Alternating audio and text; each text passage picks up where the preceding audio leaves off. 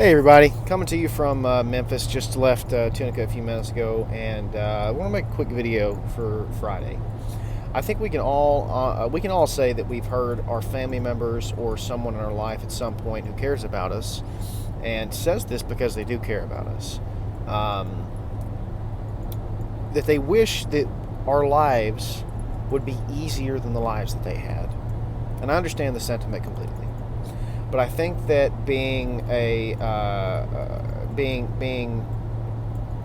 pretty careful with how I've chosen to use words lately when I talk about important subjects, I don't think that saying easier. If I just said better, I meant easier. I'm sorry, but an easier life is not inherently. It shouldn't be inherently sought after compared to a better life, because we have to understand what the two mean. An easier life just simply means that everything in your life is easier.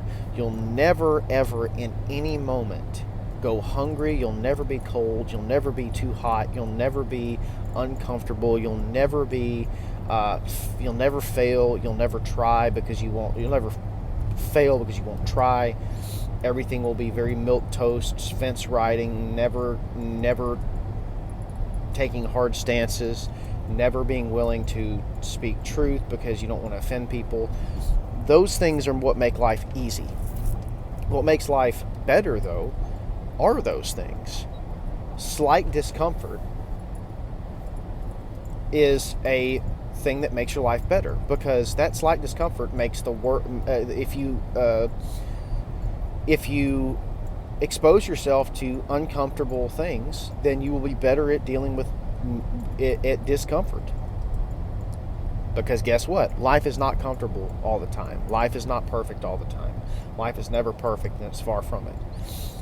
So when me and my wife have had conversations, we've kind of come to the conclusion that when we have children, I want our children's lives to be better, not easier. In saying that, better meaning that they go, supervised by us, protected by us, and looked after by us. They still need to go through some discomfort. Sometimes they're going to be cold. Sometimes they're going to be hungry. And a good example I can think of this is two examples. If I've got boys, when me and Haley have children, if we have boys, they're going to be cutting wood and getting it ready to put into a fireplace to keep us warm in the wintertime. The same way that I will. We'll be out together doing things that are hard and uncomfortable. And if we have boys, same thing goes for them. But if we have a girl, the work will be different for her, but I'll want her to be out in the tree stand during rifle season when it's gotten cold, when it's 30 degrees outside, and for us to both be a little chilly, a little uncomfortable, a little hungry, a little tired. But those things put together with the reason why we're doing it make life better. Because a very easy life, the appeal of an easy life makes sense because we live in in the most prosperous, most soft, and most well-to-do countries in the world. We live in the best country in the world. And I say that to prove the point. It's not the best country in the world because of those things, though. We live in the greatest country in the world because of what it was founded upon, the ideals that this country was founded upon. But what it has become is it's become the best country because we have more things. I have more thing than you. Haha, I'm better. That has become the sentiment. And I don't think that is truly as valuable as saying we're a country that is built, that's still not just built upon, but still stands upon Christ as its king.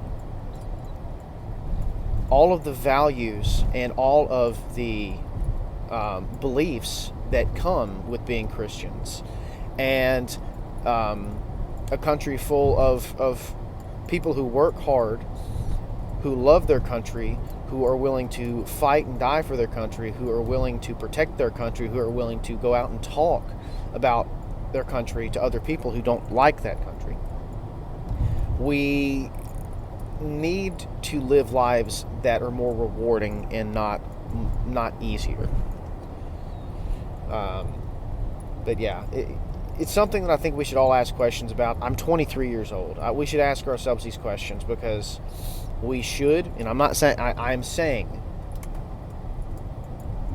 everyone should be getting out, finding a wife, finding a husband, finding someone who you're going to live the rest of your life with, honoring Christ, doing your roles as a husband or a wife, and rearing children in the fear and admonition of the Lord. And part of that, I believe, will come from exposing your children to the fact that the world is cruel. The world is not perfect. The world is not kind. And because we have been called out of the world, we are separate from the world. We have to live and think differently than the rest of the world. And that is a better life. A Christian will not live an easier life. A Christian will live a better life. They will live a life better, because no matter what happens to them, no matter how terrible their life is, no matter what calamities come, no matter what strife they are caught up in, that there is always hope in Christ, no matter what. And so we should all strive for our children and for ourselves to live better lives, not easier lives.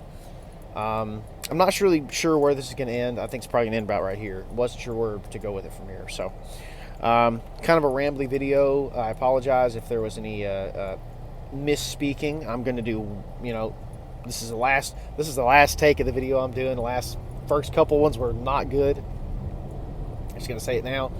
Hopefully this one's better than the rest. But I want to thank you for everyone who watches. I want to ask if you have any recommendations, things you'd like to hear me talk about in the comments for the next video. If you have any questions, concerns, things you would like to push back on, or things that you would like to add to the conversation, please feel free to do so. Do all the stuff. I don't care. Do all the stuff, liking and subscribing and sharing, whatever. I don't care. I appreciate everybody, and I hope you have a great weekend. God bless. Be safe. Bye.